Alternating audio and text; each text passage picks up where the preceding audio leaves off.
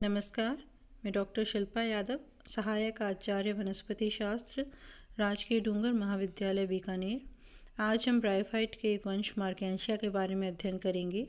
इससे पहले के वीडियो लेक्चर के माध्यम से हम मार्केंशिया की वर्गीकरण यानी क्लासिफिकेशन, बाह्य आकार की एक्सटर्नल मॉर्फोलॉजी, आंतरिक संरचना इंटरनल स्ट्रक्चर, कायिक जनन वेजिटेटिव रिप्रोडक्शन के बारे में अध्ययन कर चुके हैं। आज हम मार्केंशिया की एंथ्रीडिया यानी पुंधानी के बारे में डिस्कशन करेंगे।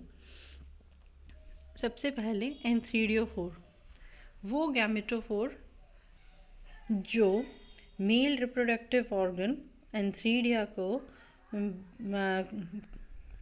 को बियर करता है, उसको हम एंथ्रीडियोफोर कहते हैं। वो युग्मक धर जिस पर नर जनानांग पुंधानी धारित होती है, उसे हम पुंधानीधर कहते हैं। ये लगभग 1 से 3 सेंटीमीटर लॉन्ग स्टॉक होती है। 1 से 3 सेंटीमीटर उदर्घ वृंत है, स्लाइटली कॉन्वेक्स होती है और 8 लोड पेल्टेड डिस्क बनती है उसके एपेक्स पे। जो स्टॉक है उसके शीर्ष पर एक लगभग उत्तल 8 पालित क्षैतिज डिस्क बनती है। ठीक है, ये जो डिस्क होती है इसके हर एक लोब पर एक ग्रोइंग पॉइंट होता है। Each lobe has a growing point, वृद्धि बिंदु होता है सभी के हर एक लोब पे। ये जो पेल्टेड डिस्क है इसकी संख्या में जो है उस डिफरेंस हो सकता है, जैसे कि मार्केंशिया जेमिनेटा में पार्मेटली लोब्ड 4 लोब्ड स्ट्रक्चर होता है, 4 पालियाँ पाई जाती हैं, जबकि मार्केंशिया पामेटा में 3 से 9 पालियाँ मिल सकती हैं। 3 to 9 लोब्ड होता है वो, है ना। तो कहने का अर्थ क्या है, अगर इसका देखिए, जो एपेक्स है, एपिकल नॉच जो होता है उसके अंदर जो एपेक्स था, एपिकल पॉइंट जो था, ग्रोथ पॉइंट, वहाँ से एक स्टॉक बनी, ये लॉन्ग स्टॉक है और उसके ऊपर ये लोब्ड डिस्क है ना। और इस पूरी संरचना को हम कहते हैं एंथ्रीडियोफोर, पुंधानी धर। अब इसकी इंटरनल स्ट्रक्चर की बात करते हैं। जो ये पेल्टेड डिस्क है, अगर आप इसको काट के देखेंगे, इसका सेक्शन देखेंगे, तो ये बिल्कुल आपको थैलस जैसी दिखाई देगी।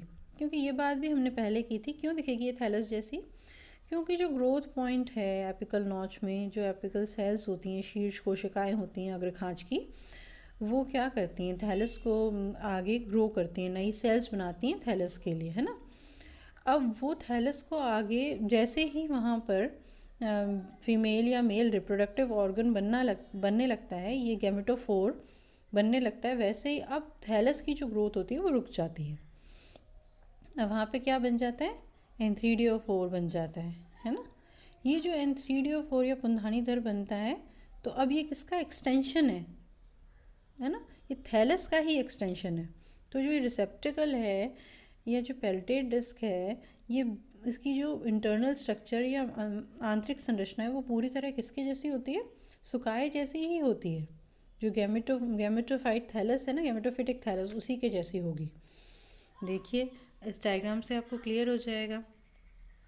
जो अपर एपिडर्मिस है, देखो इस यहाँ देखिए, जो साइड में रिसेप्टिकल है ना, उसमें एक तो लॉन्जिट्यूडनल ग्रूव्स हैं, 2 लॉन्जिट्यूडनल ग्रूव होती हैं, एक हमारे को दिख रही है, एक दूसरी तरफ होगी। और उसके अंदर क्या मौजूद होते हैं, राइजोइड। तो वेंट्रल सरफेस पर राइजोइड्स मौजूद होते हैं, अभ्यक्ष सतह पर वो यहाँ पर भी मौजूद हैं।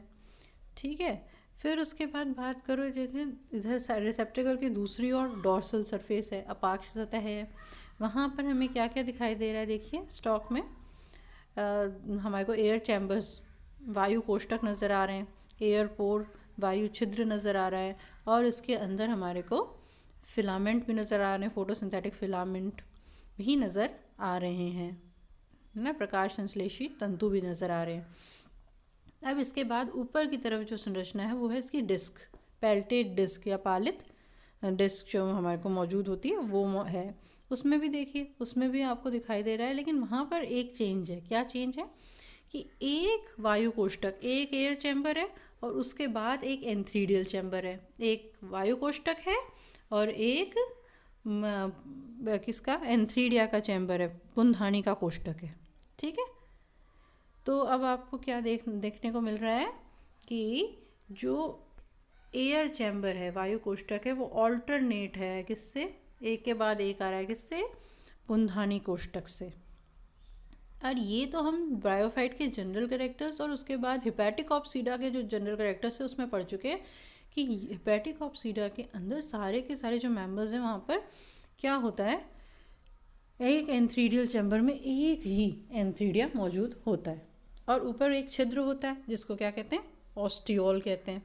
देखो आपको दिख भी रहा होगा एंथ्रीडियल चैम्बर के वहाँ पर भी एक पोर है, वहाँ पे कोई एयर पोर तो नहीं है लेकिन एक छेद है, छिद्र है, और ये जो पोर है इसको हम क्या कहते हैं, ऑस्टियोल कहते हैं।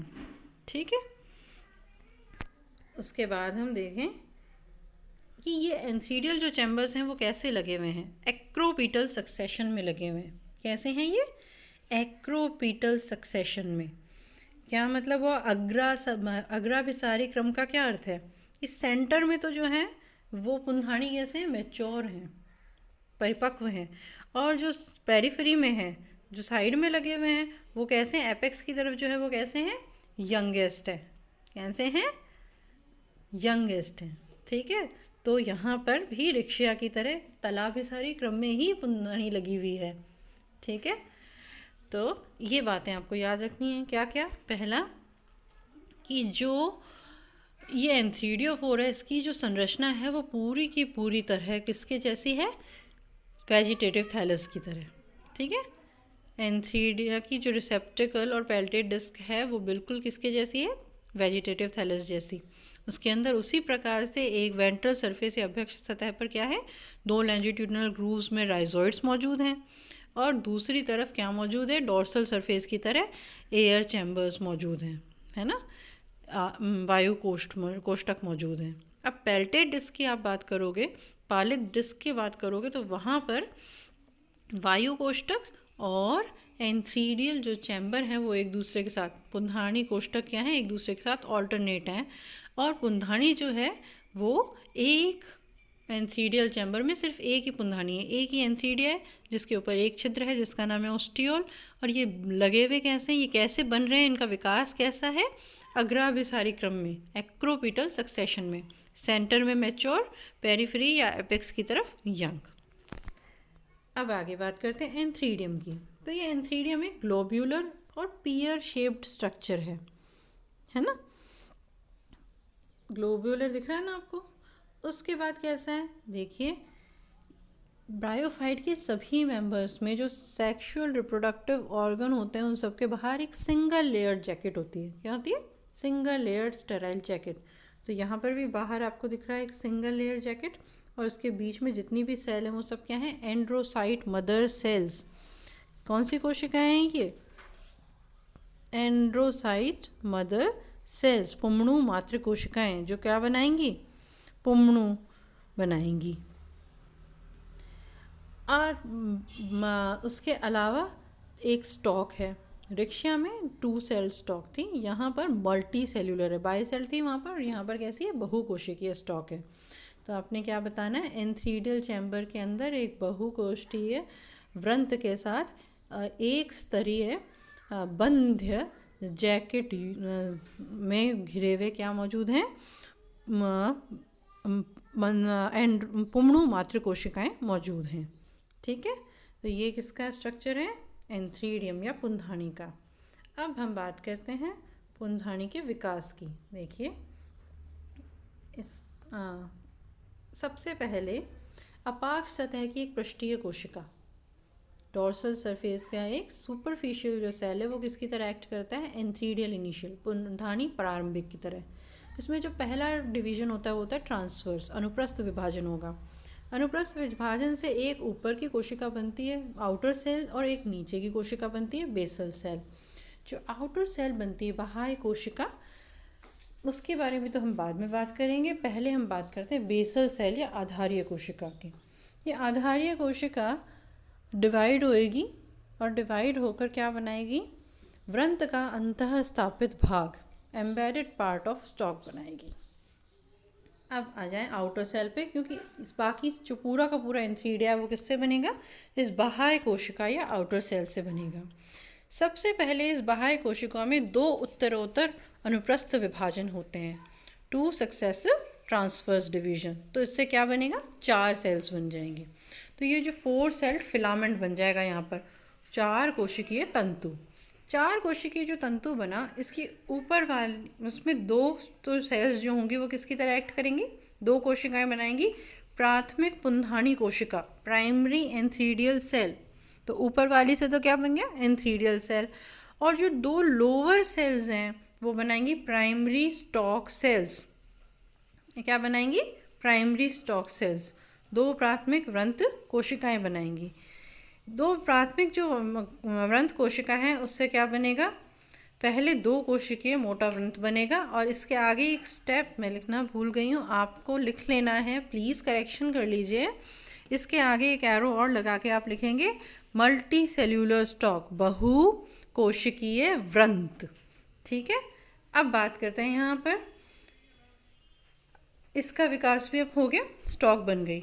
अब आगे जो डेवलपमेंट होगा वो सारा किस में होगा, प्राथमिक पुंधानी कोशिका में, प्राइमरी एंथ्रीडियल सेल में। तो ये जो ऊपर वाली जो 2 कोशिकाएं, इनमें 2 vertical division at right angle होंगे, 2 ऊर्ध्व विभाजन एक दूसरे से समकोण। और ऐसे करने से क्या होगा, जो 2 सेल्स हैं वो अब कितनी सेल्स बन जाएंगी, 8 सेल्स। कितनी बन जाएंगी, 8। ठीक है, और ये जो 8 सेल्स बनेंगी उससे क्या बन जाएंगे, 2 tiers of 4 cells each, 2 tier बन जाएंगे 4-4 कोशिकाओं के।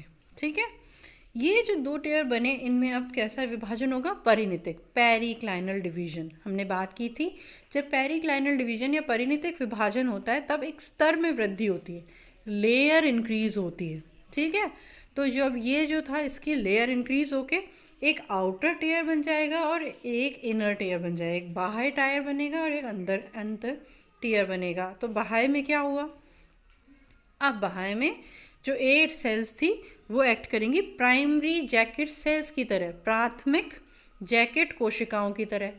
अब आप जानते हैं कि जैकेट जो है वो हमेशा ब्रायोफाइट में कैसी होती है, एक स्तरीय, सिंगल लेयर्ड होती है।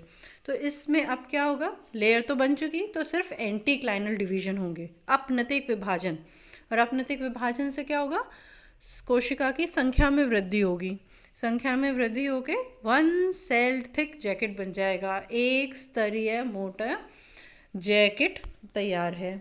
अब जो इनर टायर बना था परिणतिक विभाजन से, उसमें क्या है, 8 कोशिकाएं। ये 8 कोशिकाएं अब क्या हैं, प्राइमरी एंड्रोगोनियल सेल्स, प्राथमिक पुंजनक कोशिकाएं। इनमें हर पॉसिबल प्लेन से रिपीटेटिव डिवीजन होंगे, बारंबार विभाजन होगा इसमें। और विभाजन होकर ये क्या बना लेगी, एंड्रोसाइट मदर सेल, पूर्व पुंमणु मातृ कोशिका। ये जो पूर्व पुंमणु मातृ कोशिका है, ये पूर्व पुंमणु मातृ कोशिका में अब क्या होगा, डायगोनल डिवीजन, विकर्ण विभाजन होगा और इससे 2 ट्रायंगुलर एंड्रोसाइट सेल्स बन जाएंगी, 2 त्रिभुजीय पूर्व पुंमणु कोशिकाएं बन जाएंगी। ये पूर्व पुंमणु कोशिकाएं अब कायांतरित होकर क्या बनाएंगी, एंथ्रोजोइड पुंमणु। जोइड से आपको पता है, जू जो टर्म है उनका हम यहाँ यूज़ करते हैं जब फ्लैजिला या कशाभिका मौजूद होती है। तो यहाँ पर जो एंथ्रोजोइड या पुंमणु बनेंगे वो द्विकशाभिक होते हैं, बाय फ्लैजिलेट होते हैं। ठीक है, कायांतरण होकर द्विकशाभिक पुंमणु बन जाएंगे, बाय फ्लैजिलेट एंथ्रोजोइड बन जाएंगे। अब इसी को हम लैंग्वेज में भी आपको इसी को लिखना है, लर्न करने के लिए आप ये टेबल फॉर्म कर लेंगे।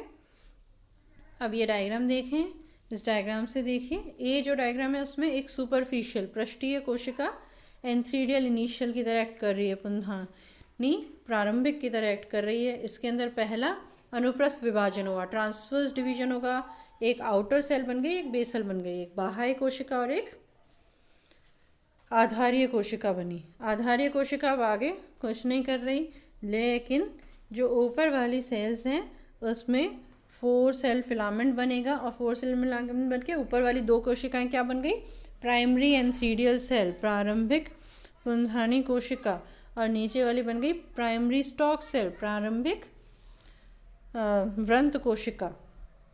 ठीक है, अब ई में देखिए क्या हुआ, प्राइमरी स्टॉक सेल्स, और इसमें ये देखो कैसा डिवीजन होना था यहाँ पे, 2 successive division right angle to each other, और दो टायर बनने थे, ऊपर बन गया प्राइमरी एंथ्रीडियल सेल, नीचे बन गई प्राइमरी स्टॉक सेल्स। और ये जो प्राइमरी स्टॉक सेल्स थी, यहाँ देखिए, सॉरी, यहाँ पे देखिए एफ में प्राइमरी स्टॉक सेल्स आगे नीचे मल्टी सेलुलर स्टॉक बना ली, बहुकोशिकीय वृंत बना ली। अब ऊपर वाली जो कोशिकाएं, अब आपको दो लेयर्स दिखाई दे रही हैं, तो इसमें क्या हुआ, परिणतिक विभाजन हुआ। बाहर वाली जो चार कोशिकाएं आपको दिख रही हैं और चार कोशिकाएं इसके पीछे की ओर हैं, क्योंकि ये 3D स्ट्रक्चर नहीं है तो आप ये चार दिख रही हैं, लेकिन हैं कितनी टोटल, 8। तो ये बन गई प्राइमरी जैकेट सेल्स, प्राथमिक जैकेट कोशिकाएं, और उसके अंदर जो बनी है वो बनी है प्राइमरी एंड्रोगोनियल सेल। जैकेट में एंटीलाइनल डिवीजन से देखो जैकेट बड़ी होती जा रही है, 4 की बजाय कितने सारी बढ़ गई हैं, और अंदर की तरफ एंड्रोगोनियल सेल्स बन गई हैं। एंड्रोगोनियल सेल्स अब क्या बन रही हैं, एंड्रोगोनियल सेल से अब क्या बनेगा बताइए, इससे बनेगा एंड्रोसाइट मदर सेल, पूर्व पुंगणु मात्र कोशिकाएं, पूर्व पुंगणु मात्र कोशिकाओं। अब आई में देखो डायगोनल डिवीजन हुआ है ना, आई में क्या हुआ, डायगोनल डिवीजन हुआ, डायगोनल डिवीजन से दो ट्रायंगुलर त्रिभुजीय कोशिकाएं बन गई। ये क्या है, एंड्रोसाइट सेल, पूर्व पुंगणु कोशिकाएं। पूर्व पुंगणु कोशिका में जे में देखिए मेटामॉर्फोसिस हो रहा है, KLM देखिए आपको दिख रहा है, ऐसे इसका कायांतरण होके और ये बन गए हैं पुंगणु, जिसमें दो कशाविकाएं मौजूद हैं। तो बायफ्लैजिलेट एंथ्रोजोइड बन गया है यहाँ पर। ठीक है, धन्यवाद। आपको इस चित्र को और उस लीनियर डायग्राम को ठीक से याद कर लेना है। तो ये बात है मार्केंशिया का एंथ्रीडिया या मार्केंशिया की पुंधानी के बारे में। धन्यवाद।